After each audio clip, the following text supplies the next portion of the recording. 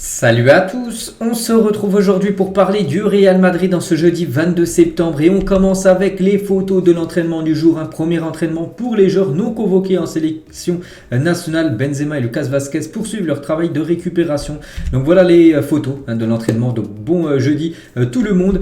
Donc de retour bien sûr sur les pelouses d'entraînement bien sûr pour les joueurs non convoqués en sélection. On peut voir par exemple Toni Kroos. N'oubliez pas que Toni Kroos, les gars, avait pris sa retraite internationale avec la Mannschaft. On peut voir aussi Ceballos ou même Valero qui ne sont pas sélectionnés avec la sélection espagnole. La même chose aussi pour Nacho. Donc bon, il y a eu quelques joueurs de l'équipe B qui ont monté en équipe première à l'entraînement. Voilà, pour que bien sûr il y a le bon nombre quand même pour faire par exemple des oppositions, tout ça. Donc Ceballos, Nacho, on peut voir de nouveau Ceballos, Nacho et Odriozola, tiens, qu'on avait toujours pas parlé avant. Donc voilà toutes les photos, Toni Kroos, Valero, Toni Kroos et bien sûr Carlo Ancelotti.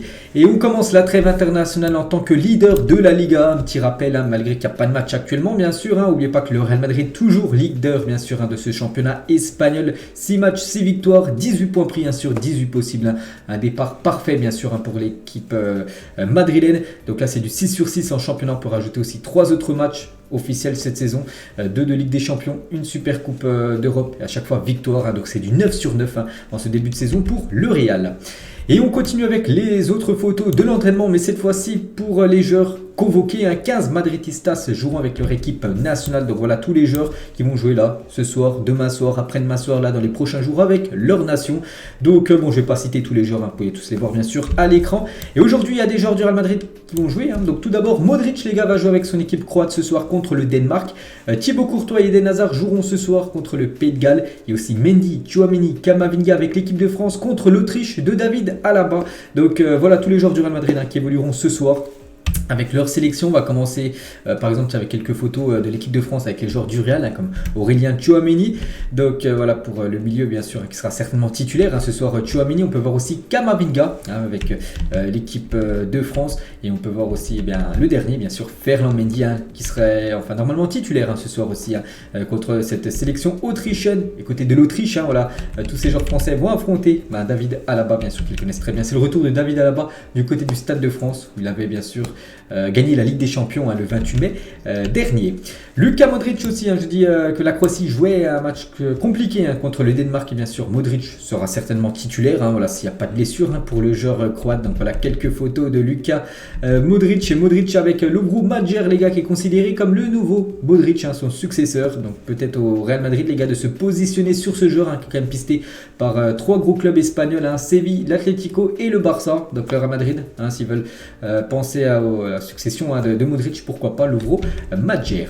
Eden Hazard, les gars, avec la Belgique. Je dis ce soir que les Belges reçoivent l'équipe du Pays de Galles. Donc voilà, Eden Hazard, bien sûr. Le frère Hazard, parce qu'il a aussi 2 autres frères qui jouent au foot. Torgan Hazard, lui, évolue du côté du championnat allemand. Et Roberto Martinez, le sélectionneur de la Belgique, sur Eden Hazard. Est-ce que ça m'inquiète du temps de jeu, du faible temps de jeu d'Eden Hazard? Donc Martinez, il a dit, bien sûr, je préfère avoir un Eden qui a beaucoup de rythme de match en club, mais je suis surtout content d'avoir un Eden heureux du côté de la sélection belge. Je n'avais plus vu Eden Hazard aussi heureux depuis au moins 6 mois. Il est à nouveau souriant, il est dans un bon état d'esprit, il est impatient d'être sur le terrain. Tous les signaux sont positifs, il devra avoir du temps de jeu lors des 2 prochains matchs de la Belgique, lui qui n'a pas trop de temps de jeu, il faut l'avouer, du côté de Madrid. Et Martinez, toujours sélectionneur de la Belgique, sur Thibaut Courtois. La forme de Thibaut Courtois est impressionnante mentalement, il est au plus haut de ses capacités. En gros, c'est le Courtois Prime actuellement qu'on peut voir. Il sait aussi qu'il peut faire la différence, il est au sommet du monde, il est à ce moment de maturité. Donc voilà, c'est vrai que là c'est actuellement un très grand gardien qu'on a du côté du Real Madrid, le meilleur gardien au monde, il n'y a aucun débat. Du côté de l'Allemagne, Rudiger qui devrait jouer les prochains matchs de la Mannschaft, bien sûr. Voilà l'impressionnant bien sûr défenseur du Real Madrid, Carvajal, et aussi Marco Asensio du côté de la sélection espagnole. la sélection brésilienne qui jouera elle demain soir contre le Ghana du côté du Havre en France. Donc on peut voir bien sûr Vini Junior. On peut voir aussi Eder Militao par exemple. Tiens, Rodrigo les gars, quelques photos du crack. Rodrigo. On peut voir aussi Fede Valverde à l'entraînement du côté de l'Uruguay avec un Blaugrana, Araujo et un joueur de Liverpool, Darwin Nunez, trois grands joueurs du côté de cette équipe uruguayenne. Et pour revenir les gars sur Fede Valverde, donc les 3 derniers matchs de Fede Valverde égale 3 buts, c'est vrai qu'il a été buteur à chaque fois lors des 3 dernières rencontres. Et Fede Valverde les gars, parmi les nommés pour le POTM de la Liga, en gros. Donc en gros POTM c'est à dire le meilleur joueur du dernier mois là, de septembre, vu qu'il n'y aura plus de matchs en septembre. Donc on connaît déjà les joueurs potentiels pour recevoir ce prix du meilleur joueur de la Liga. Et il y a un joueur du Real Madrid, c'est Fede Valverde les gars, qui peut remporter bien sûr ce trophée. Ce serait mérité quand même pour Fede Valverde, vraiment là il est très très bon depuis quelques matchs. Et voilà, ça ne serait pas une surprise bien sûr qu'il soit récompensé. Et on peut voir qu'il a été récompensé de nouveau sur le jeu FIFA les gars. Parce qu'officiel Federico Valverde est dans la TO 1, donc en gros l'équipe de la semaine avec tous les joueurs qui ont réalisé des grosses performances le week-end dernier. Fede Valverde qui a été buteur contre l'Atlético Madrid. On peut voir qu'il a une belle note de 86, note générale sur ce prochain FIFA, avec 89 de vitesse pour un joueur comme ça qui joue, son poste c'est RW, donc c'est dire ailier droit, mais bon on sait qu'on peut aussi l'utiliser en milieu de terrain, enfin peut-être pas trop dans le jeu parce que voilà avec le collectif ça c'est compliqué sur FIFA, mais voilà il a une énorme carte bien sûr le joueur Fede Valverde. Et comme je l'ai dit les gars, ce joueur c'est un peu un genre couteau suisse, j'emploie toujours ce double mot couteau suisse les gars par rapport à un joueur qui peut jouer pas mal de positions. Fede Valverde c'est le cas, et voilà cette info le prouve, donc Federico Valverde a également joué au CB et LW à Castilla. Donc en gros ce qui veut dire CB c'est dire défenseur central, et LW ça veut dire ailier gauche. Il a déjà joué ces deux postes la Castilla, donc avec la réserve du Real Madrid. Cela signifie que les seules positions dans lesquelles il n'a jamais encore évolué, donc LB, ce qui veut dire défenseur gauche, il n'a jamais joué en défenseur gauche, goal, il n'a jamais été gardien, et aussi ST, donc buteur. Voilà les seules 3 positions qu'il n'a jamais joué. Sinon toutes les positions, que ce soit milieu gauche, milieu droit, milieu offensif, milieu défensif, milieu centre, ailier droit, défenseur droit, il a joué toutes ces positions déjà au moins une fois en match, Federico Valverde. Et on peut voir qu'actuellement, d'après le site Sport Bild, donc c'est un site anglais, donc ils mettent comme Valverde par rapport actuellement au meilleur joueur, le 11 le meilleur actuellement, le plus performant. On peut voir Fede Valverde en milieu de terrain, et on peut voir aussi un autre joueur du Real Madrid, Luka Modric, et aussi Thibaut Courtois que j'allais oublier bien sûr, le gardien belge. 3 joueurs du Real Madrid parmi ce 11. Aujourd'hui on est le 22 septembre, il n'y a pas de match, vous savez que là c'est la trêve internationale. Le prochain match ça sera contre Osasuna, ça sera le 2 octobre à 21h, donc voilà le calendrier du Real Madrid au retour de la trêve internationale. Il y aura aussi ce Real Madrid, Shakhtar, Retafe, Shakhtar, Real Madrid, donc voilà en gros les 4 prochains matchs du Real Madrid. Après ça va s'enchaîner, on peut voir tous les 3 jours, le 2, le 5, le 8, le 11, ça sera un rythme complètement fou bien sûr, la reprise des matchs pour le club. Et la bonne nouvelle les gars, c'est que Benzema et Lucas Vazquez seront prêts à temps pour affronter Osasuna après la trêve internationale. Donc Osasuna c'est le futur adversaire du Real Madrid, et ces 2 joueurs qui avaient été forfaits là, lors des derniers matchs, ils sont de retour. Benzema il a mis sur son compte Instagram, c'est bientôt l'heure du retour pour lui. Donc ça bien sûr c'est une très bonne nouvelle pour le Real Madrid, malgré que le Real a été performant sans Karim Benzema. C'est toujours mieux bien sûr d'avoir Benzema dans l'équipe. Des photos du stade, on peut voir, voilà, ça a été publié le 21 septembre, on peut voir sur le site, le Twitter officiel du Real Madrid, et on peut voir que le stade, la couronne métallique tout autour du Santiago Bernabéu commence à être posée. Voilà les dernières photos du Santiago Bernabéu, et on peut voir vraiment que ça avance. On peut voir là que la couronne métallique commence à être mise, donc après bien sûr ça va faire tout le tour. Le toit aussi est quasiment fait, donc vraiment les travaux avancent énormément. N'oubliez pas que normalement la fin, quand tout sera fini, ça devrait être premier trimestre 2023 d'après les dernières infos. Après il peut y avoir du retard, il peut y avoir de l'avant, j'en sais rien, mais voilà c'est cette date qui est fixée. Donc il va être sublime bien sûr ce Santiago Bernabéu. À l'intérieur on peut voir une photo qui a été prise hier. On peut voir que la pelouse les gars, qui est un peu allumé là-bas, c'est pour qu'elle soit meilleure, parce que c'est vrai que par exemple Courtois elle avait un peu critiqué cette pelouse contre le RB Leipzig lors du match de Ligue des Champions la semaine dernière. Donc elle devrait être parfaite contre Osasuna le 2 octobre prochain. Et on peut voir aussi dans ce stade avec tous les travaux, il n'y a pas que le tour du stade ou l'intérieur les gars, il y a aussi tout ce qui se passe en dessous du stade. N'oubliez pas que ce sera une pelouse rétractable, tout ça, donc voilà par exemple en dessous du Santiago Bernabéu.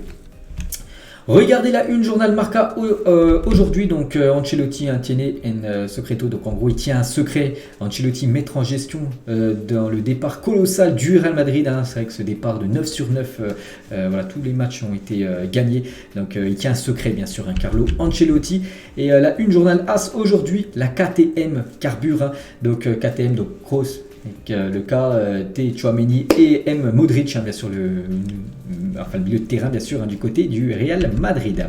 On va souhaiter un joyeux anniversaire aujourd'hui, les gars, c'est ce joueur légendaire, c'est Ronaldo, ancien joueur du Real Madrid. Il fête aujourd'hui ses 46 ans, donc bien sûr, il a évolué quelques saisons du côté du Real. Donc on peut voir voilà, son parcours, en gros, de 2002 à 2007, il évoluait du côté du Real Madrid. 177 matchs pour Ronaldo, 104 buts. Donc il a joué dans pas mal d'équipes, dont l'équipe du Real, où il a joué le plus de matchs. On peut voir, là, c'est où il a disputé le plus de matchs, où il a marqué le plus de buts aussi. Ce légendaire, bien sûr. Ronaldo, bon anniversaire à lui, 46 ans aujourd'hui. On va parler d'un autre Brésilien, c'est Vini Junior, et peu importe ce qu'il s'est passé sur les derniers jours, Vini est calme, il est concentré à fond sur le Real Madrid et le Brésil par rapport à tout ce qui s'est passé avec les danses, avec les propos racistes qu'il y a eu des personnes qui ont eu envers Vini Junior. Donc il laisse tout ça de côté, vraiment il est très concentré sur le Real Madrid et le Brésil. Voilà sa sélection et son club. Et samedi dernier, Florentino Pérez a rendu visite à Vini. Le président du Real Madrid lui a expliqué que toute l'entité madrilène était avec lui et avait confiance en lui, bien sûr. Donc voilà, le Real Madrid à fond derrière, bien sûr, Vini Junior, il soutient à fond le joueur. Et dans un communiqué officiel, l'Atlético annonce condamner les chants racistes envers Vini Junior lors du dernier derby plutôt, c'était dimanche soir, qu'une minorité de fans a réalisé à l'extérieur du Metropolitano. Le club collabore avec les autorités afin d'identifier et expulser les auteurs qui pourraient être membres du club. Donc voilà, ils vont essayer de trouver qui a bien sûr proféré, on va dire, des insultes racistes envers Vini Junior. Il pourrait être exclu de stade. Et ça, bien sûr, c'est une très bonne nouvelle. Et juste, les gars, cette info, souvenez-vous, je sais pas si c'est un supporter, voilà, c'est cette personne, on va dire, qui avait brandi une marionnette de Vini Junior.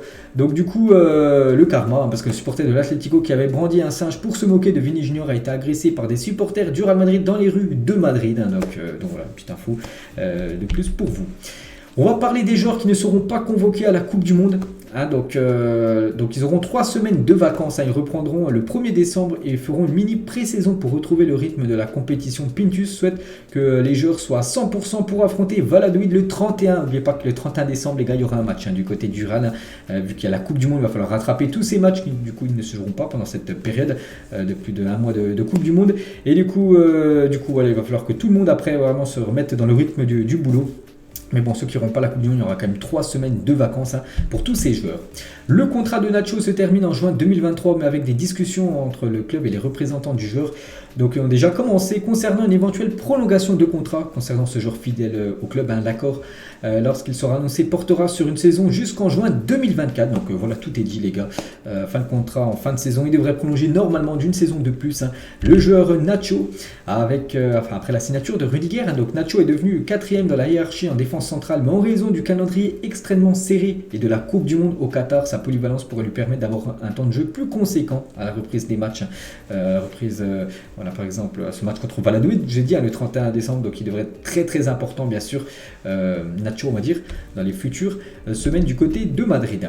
Marco Asensio, on entend une grosse rumeur comme depuis quelques jours que Marco Asensio intéresse l'équipe du Barça, le grand rival, bien sûr, du Real. Donc sur un potentiel transfert au Barça, il a dit: je ne sais pas s'ils me veulent, il y a beaucoup de rumeurs, c'est normal, si j'ai la possibilité de les rejoindre, je n'ai pas pensé à ça, pour l'instant je ne peux pas répondre. Voilà, s'il pourrait rejoindre cette équipe du FC Barcelone à la fin de son contrat. N'oubliez pas qu'il est en fin de contrat en juin 2023. Toujours avec Asensio, si j'ai pris la décision de rester, c'est parce que je suis confiant d'avoir des minutes et des opportunités cette saison de jouer avec l'équipe madrilène. Toujours avec Asensio, une prolongation avec le Real. Cela ne dépend pas de moi, mais de beaucoup de facteurs. J'espère que ça arrivera car j'ai toujours été très heureux au Real Madrid. Donc voilà, il dit que vraiment si le Real lui propose de prolonger son contrat, il pourrait prolonger son contrat. Comme j'ai dit, il est en fin de contrat, en fin de saison. Donc il va devoir, le club va devoir se pencher sur son cas, est-ce qu'il va vouloir le prolonger ou non, puisque voilà, c'est un joueur bien sûr en fin de contrat là dans quelques mois. Toujours avec Asensio, je suis convaincu que je peux convaincre Ancelotti, je travaille pour ça.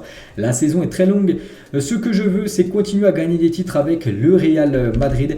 Et toujours sur Asensio, sur Ancelotti, donc est une très bonne personne, j'ai aucun problème avec lui, au contraire, il y a une très bonne amitié, relation entre le coach du Real Madrid et Marco Asensio. On va parler du futur mercato, donc le mercato plutôt estival, pas trop hivernal. Donc le Real Madrid s'intéresse au milieu de terrain de Flamengo, Raúl Gomez, qui a seulement 21 ans. Je ne vais pas vous mentir, je ne connais pas du tout le joueur. Après, on sait que le Real Madrid adore les cracks, les jeunes joueurs brésiliens. Il y en a eu pas mal ces dernières années. Et ce joueur, les gars, ce nom à surveiller, Raúl Gomez, 21 ans, milieu de terrain de Flamengo. Donc voilà, ça pourrait être une piste pour le Real Madrid lors du prochain mercato l'été prochain. Et ce joueur aussi, je pense, sera la priorité numéro 1 pour le club. Donc le Real Madrid est passionné par Bellingham. Il a certainement l'argent pour rivaliser avec les clubs de première ligue, parce que ce joueur anglais, il quittera de toute façon, c'est quasiment sur l'équipe de Dortmund. Il y a beaucoup de clubs qui sont intéressés par lui, donc le Real Madrid, mais il y a aussi Chelsea, Manchester City et Liverpool aiment beaucoup le jeune crack anglais. On peut voir que Dortmund aurait fixé son prix à 120 millions d'euros. Donc voilà, ça sera la lutte bien sûr concernant Bellingham. Le Real Madrid après a les moyens bien sûr pour rivaliser avec les autres gros clubs anglais qui ont beaucoup d'argent bien sûr concernant Bellingham. On va parler de Luka Modric. Le Real Madrid veut que Luka Modric soit impliqué dans le club une fois sa carrière terminée. Peut-être un rôle, je sais pas, d'ambassadeur du Real Madrid, ça peut être le cas. Mais bon, c'est pas pour maintenant parce que Luka Modric peut encore rester quelques saisons du côté du Real, surtout qu'il est encore performant malgré ses 37 ans. Modric aurait prévu même de prolonger sa carrière jusqu'au championnat d'Europe en Allemagne en 2024, donc l'Euro. Il en discutera avec le Real. L'année prochaine, l'idée du joueur est de continuer jusqu'à ce qu'il ne soit plus performant et que son corps lui dise stop. Et là, quand son corps lui dira stop, là, il arrêtera bien sûr sa carrière. Mais à 37 ans, il veut encore aller jusqu'à l'Euro 2024. Donc en gros, jusqu'à 39 ans. Luka Modric, ça pourrait être un joueur bien sûr qui pourrait peut-être finir sa carrière du côté du club. Rodrigo, ce qui m'a donné le plus de joie entre gagner la Liga ou la Ligue des Champions. Les deux m'ont donné beaucoup de joie. Cependant, je pense que la Ligue des Champions était plus spéciale. Je suis confiant dans le fait de regagner ces titres cette saison, bien sûr, ce serait énorme de regagner la Liga plus la Champions League, ça serait incroyable. Toujours avec Rodrigo, si je préfère marquer un triplé et que le Real Madrid perde ou que le Real Madrid gagne et que je reste sur le banc, je préfère voir bien sûr le Real Madrid gagner. Et voilà, rester sur le banc, pas de souci pour lui, bien sûr. Collectif avant tout. Toujours avec Rodrigo, puis-je devenir le meilleur buteur de la Liga? Ça dépend, car il y a aussi Benzema. Mais bien sûr, je vais essayer de marquer beaucoup plus de buts que les saisons précédentes. Voilà, pour Rodrigo, je crois qu'il doit être à 3 buts, je crois, depuis le début de saison. Bon, c'est pas mal, bien sûr, pour ce joueur qui ne joue pas normalement son poste. C'est pas un vrai numéro 9. Bon, actuellement, il remplace Benzema, qui est blessé. Jonathan Barnett, l'agent de Camavinga, je me souviens que c'était aussi l'agent de Gareth Bale à l'époque, et c'est toujours son agent, bref, mais Gareth Bale n'évolue plus du côté du Real. Donc par rapport à son client Eduardo, donc Eduardo est ravi au Real, il est très heureux, de très bonnes choses lui sont arrivées depuis sa venue au club, avec bien sûr ses 3 trophées remportés, dont la Champions League. Toujours avec Barnett sur Camavinga, le Real Madrid, le club idéal pour la carrière de Camavinga à 100%. Si vous voulez être le meilleur joueur du monde ou l'un des meilleurs, la meilleure chose à faire est de jouer pour l'équipe madrilène. Et toujours avec Barnett, dans quelle mesure Ancelotti a-t-il influencé la progression de Camavinga? Beaucoup, c'est ça, c'est un super manager bien sûr, Carlo Ancelotti, qui a énormément fait progresser Eduardo Camavinga. On va parler de la marque Adidas qui sponsorise bien sûr l'équipe du Real Madrid. Donc Adidas prépare un animé sur le Real Madrid qui sera diffusé vendredi, donc demain à 20h sur Twitch. Des gros invités seront présents, dont Walt et Kameto. Donc voilà, on peut voir le communiqué officiel de Adidas France sur un épisode sur le Real Madrid demain sur Twitch. Voilà, pour ceux qui veulent aller jeter un coup d'œil. Et on finit cet épisode aujourd'hui, on va parler de l'équipe féminine qui joue un match très important. C'était hier soir, c'est un match de barrage pour jouer les phases de poule de la future Champions League. Et du côté de Rosenborg, donc elles se sont imposées 3-0 pour ce match aller. C'est à l'extérieur, donc maintenant il reste le match retour. Donc les Madrilènes chercheront à terminer le travail mercredi prochain pour accéder à la phase de groupe de la Ligue des Champions. Elles sont très bien parties avec une victoire 3-0 en plus à l'extérieur. Donc voilà, même un match nul, ça passe pour elles. Même une défaite à 0, elle serait quand même une défaite 2-0, elle pourrait aller encore plus loin.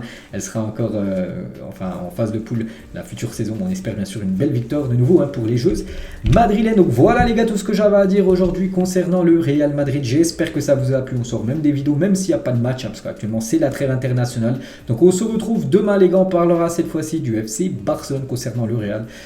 Ça sera dans l'épisode de samedi. Ciao à tous.